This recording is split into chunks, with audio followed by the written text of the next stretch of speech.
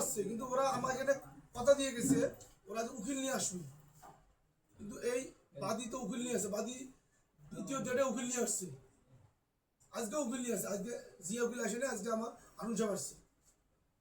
আমার প্রশ্ন, ওরা আমি তো আবু সাইদকে একবার ফোন দিয়েছি, বুঝলে ভাই আমার চাচাকে আমি সব কিছু দলিল দিয়ে দিছি, এগুলো সে বলছে আমি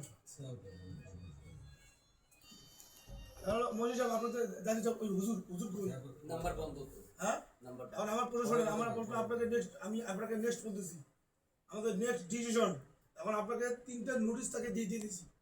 এখন আমরা এখন বুঝে নিলাম তাহলে মালিক সাহেবের কালকে বলছে যে হ্যাঁ রিয়াজুল জমি পায়, ইনি এর জমিগুলো ওরাই খায় এখন তো শেষ হতো। এখন আমার প্রশ্ন, আমি যেহেতু এখানে হাজির হতে না, না একটা কথা ওই আমার মুরব্বী তো সেদিন বলে গেলেন কাগজপাতি যাহা কিছু লাগে উকিল সব নিয়ে আসবেন, বললেন না 1 মাস সময় চাইলেন, দেওয়া হবে। শোনেন এখন আসে নাই আমার প্রশ্ন, এখন আসে নাই যেহেতু ইনি আসছে, আমার কথা আজকে আমাদের চূড়ান্ত, যেহেতু বন্ধুরা দায়িত্ব আপনি এবং মহরমরিও, এটা আপনার চূড়ান্ত হবে নেক্সট ডেটে, আমরা পুলিশ প্রশাসন বা যে হোক আমরা মাঠ পর্যায়ে আমরা যাবো, কেন কারো পেটে লাথি, আমি তো কারো পেটে লাথি দিতে চাইনি। আইনও তো যেটা সেটা আমার প্রশ্ন, আমি চাইছিলাম একটা সমাধান, দলিলটা নিয়ে আসলে দেখতো যে একটা হতো, কিন্তু এখন দেখলাম 3টে নোটিশ দিচ্ছি, 3টে নোটিশ, আজকে চূড়ান্ত নোটিশ।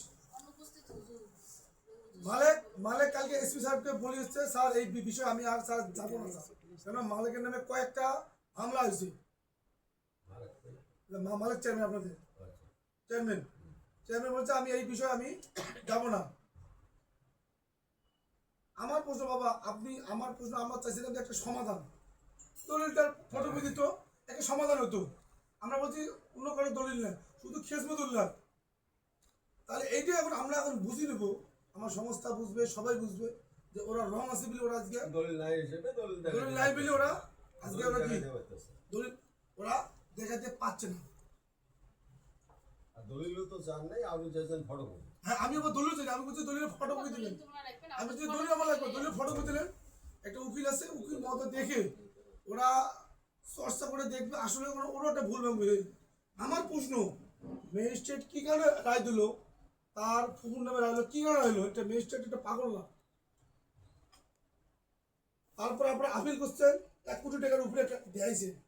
আমার প্রশ্ন, আমি কেসের সাবজেক্ট বা আমি এখানে একটা সমাধানের চেষ্টা করতেছি, কি সমাধান, যে খেজমতুল্লাহ কতটুকু জমি কিনলো, আপনারা দলিলের মূল দলিল চাই না, আমি এখানে ফটো বুঝেছি, এটাও দেখবো, দেখে যদি বিক্রি করে দেয় তখন তো আর ও তার আপনার কাছে আর করতে পারবে না।